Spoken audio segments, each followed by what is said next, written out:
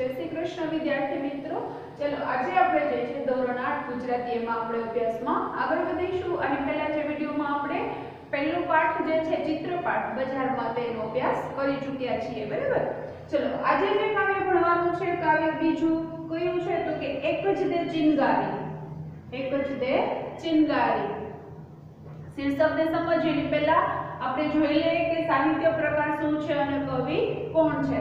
साहित्य प्रकार छे प्रार्थना गीत। तमने पूछाई सके छे एमसीक्यू में एक शब्द में जवाब आपो ए प्रश्न में पण पूछाई सके। कवि छे हरिहर प्राणशंकर भट्ट, बराबर।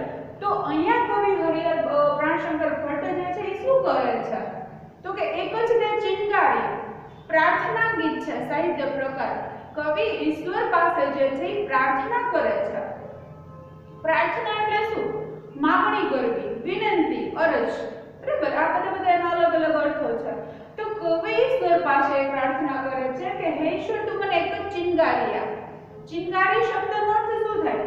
ચિંગારી એટલે તણખો। એક તણખો પણ જો આપણે જે છે પડે તો શું થાય? મોટી આગ જે છે ફેલાય છે, બરાબર। તો એવી રીતે કવિ જે છે ઈશ્વર પાસે એક ચિંગારી માંગે છે। અહીંયા અર્થ એ લેશું કે જ્ઞાનરૂપી પ્રકાશનો એક તણખો માંગે છે કે જેથી કરીને જો જ્ઞાનરૂપી પ્રકાશનું એક કિરણ જે છે જિંદગીમાં આવે, બરાબર, એક તણખો જે છે આપી દે ઈશ્વર તો આપણું જીવન જે છે જ્ઞાન જે છે એ પ્રકાશમય જે છે આપણું જીવન બને। તો એવી સરસ મજાની વાત આ કાવ્યમાં કરવામાં આવી છે।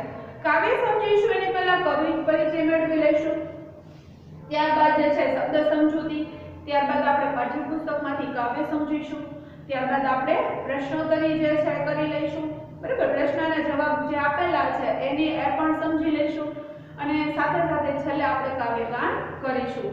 તો આ રીતે સ્ટેપ બાય સ્ટેપ જે છે, બરાબર, આપણે આ વિડિયોમાં વ્યવસ્થિત રીતે કાવ્ય જે છે એક જ દે ચિંગારી સમજવાના છીએ। જોતા જઈએ કે એક જ દે ચિંગારી, બરાબર, प्रार्थना गीत છે। તો સાથે સાથે એ વાત પણ આપણે સમજી લઈએ કે પ્રાર્થના જે છે એટલે આપણે એક વિનંતી, માંગણી ઈશ્વર પાસે જે આપણે માંગીએ છીએ। તો પ્રાર્થના એ શું છે તો કે આપણે જે રોજ સવારે વહેલા ઉઠીને પ્રાર્થના કરીએ છીએ, ઈશ્વરને યાદ કરીએ છીએ।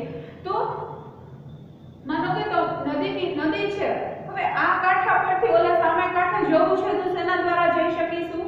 પુલ બાંધેલો હોય વચ્ચે, બરાબર, એના ઉપર તો એક કિનારેથી બીજા કિનારે જઈ શકીએ છીએ। તો એ રીતે આપણે ઈશ્વર સુધી પહોંચવું છે, આપણી વાત ઈશ્વર સુધી પહોંચાડવી છે।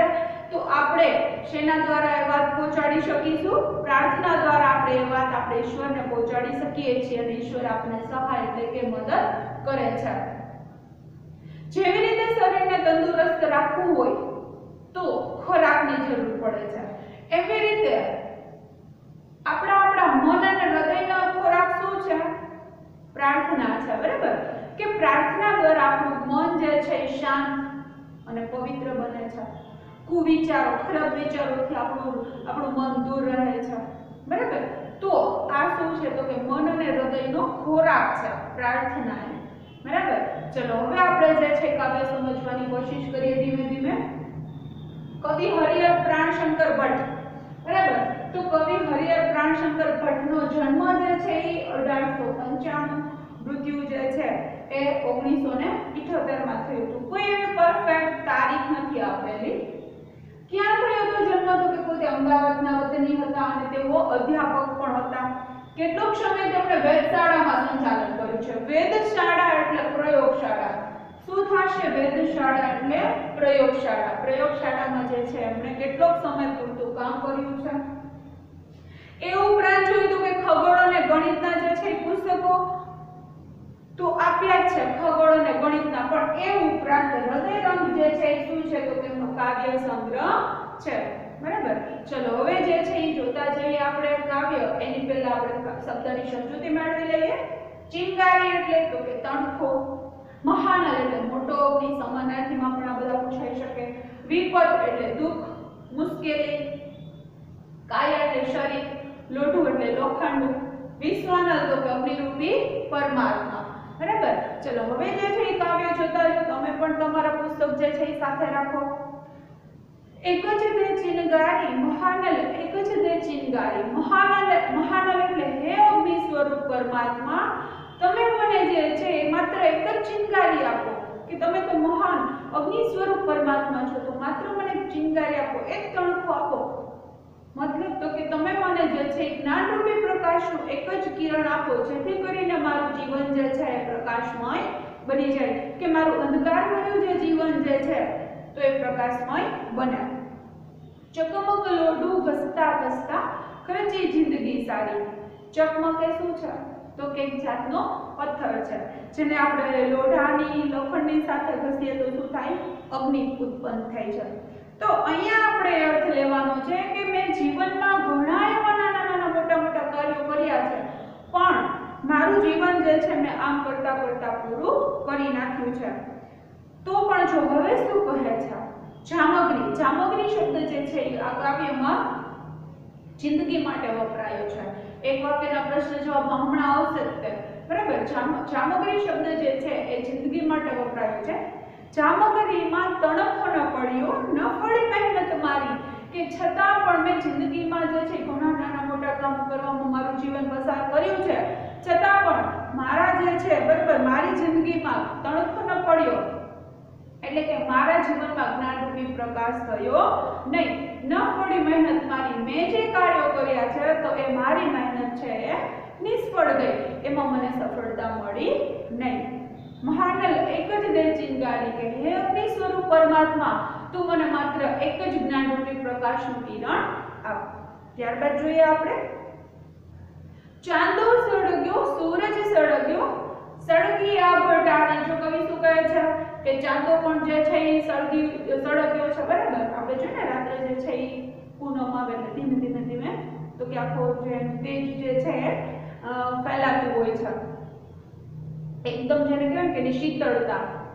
સૂરજ સળગ્યો, સૂરજ પણ જે છે બરાબર એનો પ્રકાશ જે છે આ આખી આ પૃથ્વી પર પડે છે, પણ સળગી આભ હટારી, અને આભ હટારી એટલે કે જે આકાશમાં જે બધા આભ હટારી જે બધા તારાઓ છે એ પણ સળગી ઉઠ્યા છે, ચમકી ઉઠ્યા છે, પણ ના સળગી એક સગડી મારી. સગડીનો મતલબ અહીં આપણે હૃદય લેશું, પણ મારા જે છે બરોબર મારા જીવનમાં જ્ઞાનરૂપી પ્રકાશ થયો નહીં. વાત વિપત્તની ભારી, કે આ વાત જે છે વિપત એટલે કે દુઃખ ભરેલી બાબત છે. કેમ બધું જે છે ચાંદો સળગી ઉઠ્યો, સૂરજ સળગી ઉઠ્યો, આભટારી એટલે જે છે આભટારી તારાઓ જે છે એ પણ ઝગમગ્યા છે, પણ માત્ર મારા જીવનમાં જ જ્ઞાનરૂપી પ્રકાશ થયો નહીં. તો એ મારા માટે કેવી બાબત છે? વિપત એટલે મુશ્કેલી, દુઃખ ભરેલી બાબત છે. મહાનલ એક જ દે ચિનગારી, હે વિશ્વાનલ, હે મહાનલ, કે તું મને માત્ર એક જ્ઞાનરૂપી પ્રકાશનું કિરણ આપ, જેથી કરીને મારું જીવન જે છે પ્રકાશમય બની શકે. ચાલો જોઈએ આપણે ઠંડીમાં મુજ કાયા થથરે. કાયા એટલે શું થશે? શરીર, સમાનાર્થી છે એનો. તો આપણે જોઈએ કે ઠંડીમાં જે છે આપણું શરીર ધ્રુજતું હોય, પણ મતલબ અહીંયા આપણે લેવાના છે કે ખોટી ધીરજ મારી, કે મને જે છે અનેક પ્રકારના દુઃખોથી જે છે એ ડર બીક લાગે છે, પણ હવે તો એ કે મારી ધીરજ પણ ખૂટી રહી છે. તો હે ઈશ્વર વિશ્વાનલ હું અધિક ન માંગુ. વિશ્વાનલ એટલે અગ્નિ સ્વરૂપ પરમાત્મા, બરાબર. મહાનલ એટલે પણ એક થશે અગ્નિ સ્વરૂપ પરમાત્મા ઈશ્વર, કે હે ઈશ્વર, હે વિશ્વાનલ, હું તમારી પાસે વધારે કશું માંગતો નથી. માગું એક ચિનગારી, હું માત્ર તમારી પાસે જ્ઞાનરૂપી પ્રકાશનું એક કિરણ માંગુ છું, જેથી કરીને જે છે મારું જીવન પ્રકાશમય જે છે બરાબર એ બની જાય. જ્ઞાનરૂપી જે છે પ્રકાશથી જે છે આખું પ્રકાશમય બની જાય. મહાનલ એક જ દે ચિનગારી, તેથી હે ઈશ્વર તું મને માત્ર એક જ ચિનગારી આપ, કે જ્ઞાનરૂપી પ્રકાશનું એક તણખલું આપ, જેથી કરીને મારું જીવન જે છે પ્રકાશમય બને, બરાબર, જ્ઞાનરૂપી જે છે એ બને. ચલો હવે જે છે આપણે જોતા જઈએ પ્રશ્નો. કાવ્ય સાવ અને નાનું છે, એકદમ સરળ પણ છે. પ્રશ્ન જે છે એની સમજૂતી મેળવી લઈએ, સાથે સાથે જોતા જઈએ કે આવું પણ પૂછાઈ શકે તમને એક શબ્દમાં, એક વાક્યમાં, કવિ ઈશ્વર પાસે શું માંગે છે? તો કે કવિ ઈશ્વર પાસે માત્ર એક જ ચિનગારી માંગે છે. તણખો ક્યાં ન પડ્યો?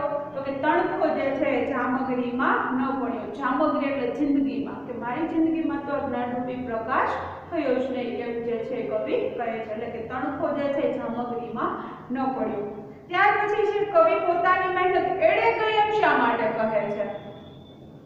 તો કે કવિએ કહ્યું ને કે પોતે પોતાના જે છે જીવનમાં અનેક નાના મોટા કાર્યો કર્યા, છતાં પણ એમાં જે છે એના જીવનમાં જ્ઞાનરૂપી પ્રકાશ થયો નહીં. તેથી કવિને એવું લાગે છે કે મેં ઘણા નાના મોટા કાર્યો કર્યા, પણ મારા જીવનમાં જ્ઞાનરૂપી પ્રકાશ થયો નહીં. તેથી કવિને એવું લાગે છે કે મારી મહેનત છે એળે ગઈ છે. ત્યાર પછી જોઈએ કવિ કઈ વાતને ભારે વિપત્તિની ગણે છે, કઈ વાત જે છે એના માટે મુશ્કેલી ભરી છે? તો કે કવિ એ વાતને વિપત ભરી ગણે છે કે પરમાત્માની એક જ ચિંગારીથી, એક જ તણખાથી જે છે ચાંદો સળગ્યો છે, સૂરજ સળગ્યો છે, આભની અટારીએ તારાઓ ઝળહળી ઉઠ્યા છે, પણ કવિની જીવનરૂપી જે સગડી છે, બરાબર, તો કવિના જીવનમાં જ કેમ પ્રકાશ ન થયો?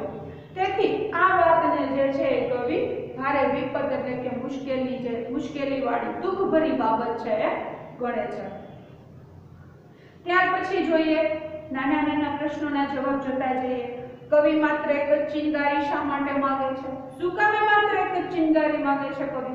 તો કે જીવનને જે છે જ્ઞાનરૂપી પ્રકાશનું જો એક જ કિરણ મળી જાય તો આખું જીવન જે છે પ્રકાશમય બની જાય. તેથી કવિ જ્ઞાનરૂપી પ્રકાશની જે છે કવિ માત્ર એક જ ચિનગારી માંગે છે.